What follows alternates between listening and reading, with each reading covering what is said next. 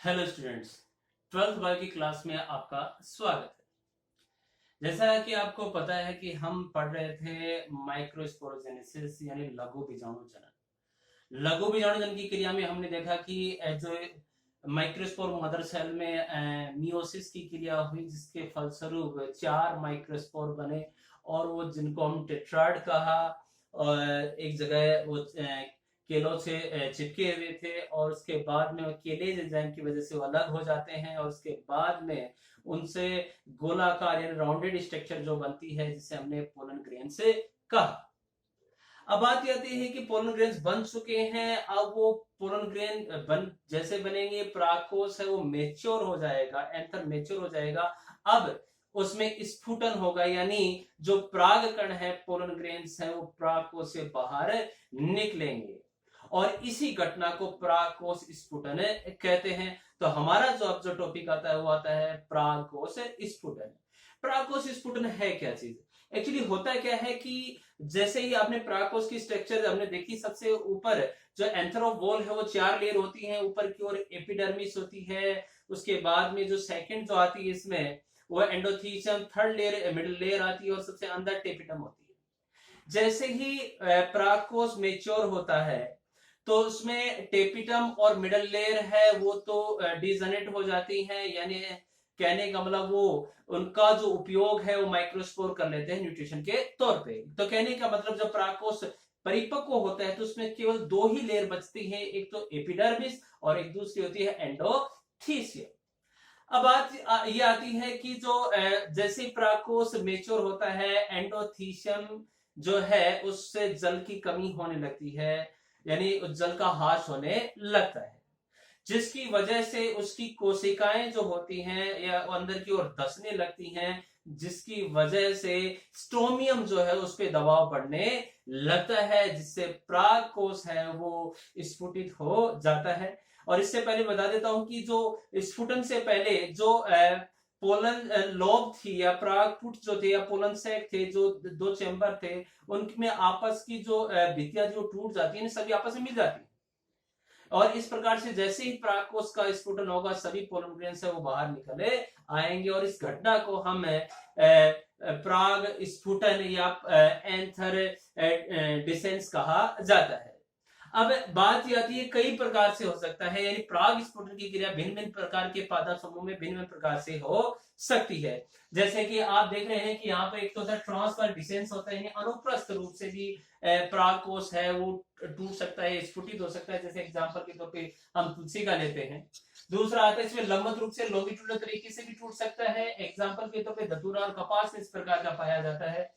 एक इस प्रकार छिद्र में, यानी पराग कोश के ऊपर छोटे छोटे छिद्र हैं वो बन जाते हैं, स्पोर बन जाते हैं और जैसे एग्जांपल के तौर पे मकोई, और उन छिद्रों के माध्यम से ही पोलन ग्रेन्स बाहर निकलते हैं। उसके बाद में आता है अगला जो दे रखा है कपाटी स्फुटन, जिसे हमें वोल्वुलर डिसेंस कहा जाता है। एग्जांपल के तौर पे बारबेरी का, यानी इसमें 2 या 3 है वो कपाट बन जाते हैं, वाल्व बन जाते हैं, उनके माध्यम से परागकण है वो बाहर निकलते हैं। तो इस प्रकार से हम देखते हैं 4 तरीके से परागकोश का स्फुटन हो सकता है, परागकण है परागकोश से मुक्त हो जाते हैं। और जब ये परागकोश से मुक्त होते हैं तो परागण की क्रिया यानी पोलिनेशन जो विभिन्न प्रकार की विधियों से, वायु के द्वारा भी हो सकता है, कीटों के द्वारा भी हो सकता है, चमगादड़ के द्वारा या अन्य विभिन्न प्रकार के माध्यम, जल के द्वारा हो सकता है। कई प्रकार के माध्यमों से परागण की क्रिया हो सकती है। और जब परागण की क्रिया होगी तो ये किसी भी या ये उसी प्रजाति के पादप के वर्तिकाग्र पर पहुंच जाएंगी और पहुंचने की जो क्रिया जो होती है उसे हम परागण कहते हैं। और परागण के बाद में जब परागकण जब अंकुरित होते हैं तब ये मेल गेमेटोफाइट कहलाते हैं, नारी युग्मकोद्भिद कहलाते हैं।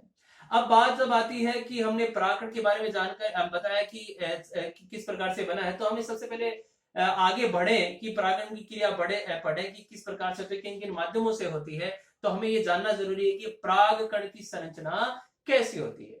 तो जो परागकण जो होता है, आप देखिएगा इस बोर्ड पे हमने डायग्राम बना रखा है कि जो परागकण जो होता है एक कोशिकीय एक केंद्रकीय अगुणित संरचना में हैप्लॉइड स्ट्रक्चर होती है, यानी यूनिसेलुलर स्ट्रक्चर होती है और एक ही न्यूक्लियस इसमें पाया जाता है और ये हैप्लॉइड स्ट्रक्चर होती है। बेसिकली अगर देखा जाए तो इसके दो लेयर पाई जाती हैं, यानी बाहर की तरफ तो एक्साइन बाह्य चोल जिसको कहा जाता है, और दूसरी जो लेयर होती है उसे अंतःचोल यानी इंटाइन कहा जाता है। ये ऊपर की ओर आपको इस प्रकार से ऑर्नामेंटेशन जो पाया जाता है, जाली का वत भी हो सकता है, भिन्न भिन्न प्रकार का हो सकता है, इसे हम पोलन कीट कहते हैं।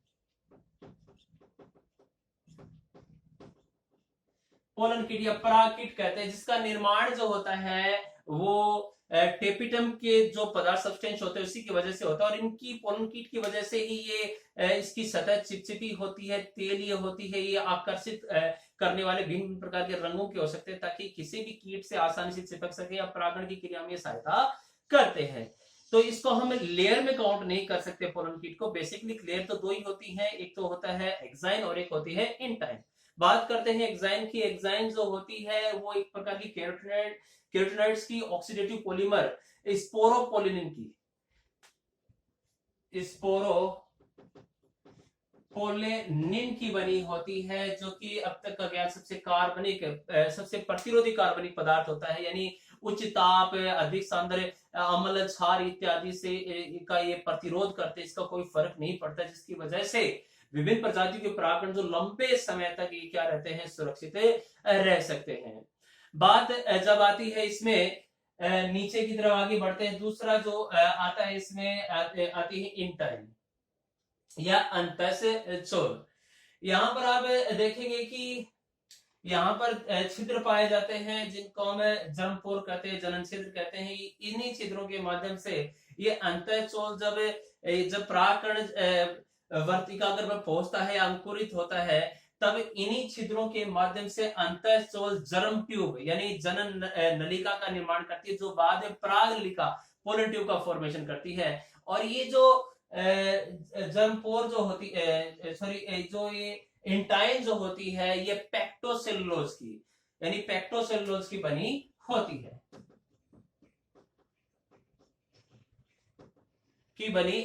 है, तो कहने का मतलब ये है कि अगर हम बेसिकली स्ट्रक्चर हमने देखा और इसके अंदर देखा कि बड़ा सा एक रिक्तिका पाई जाएगी और एक केंद्रक पाया जाएगा, और ये केंद्रक बाद में जब अंकुरित होने के बजाय ये दो में टूट जाएगा, तो काय केंद्रिक वेजिटेटिव न्यूक्लियस होगा और एक जेनेटिव होगा, यानी एक जनन केंद्रक बन जाएगा, एक काय केंद्रक बन जाएगा, और उसी जनन केंद्रक से बाद में दो नरीगुमकों यानी मेल जो गेमेट हैं उनका फॉर्मेशन हो जाता है, नर केंद्रकों का निर्माण हो जाता है। तो कहने का मतलब आप देखेंगे तो दो लेयर होती हैं, बाद में एक्साइन और अंदर की तरफ इंटाइन होती है। एक्साइन जो होती है वो स्पोरोपोलिनिन की बनी होती है, उसके तीन छिद्र, दो या तीन छिद्र पाए जाते हैं, डाइकोट्स में तीन छिद्र पाए जाते हैं, और एक जो बीजपत्री होते हैं उनमें एक या दो छिद्र, मोस्टली एक ही छिद्र पाया जाता है। बात करते हैं अंतःचोल की। अंतःचोल होता है, उसमें आप देखेंगे कि यहाँ पर इंटाइन जो होती है पेक्टोसेलुलोज की बनी होती है,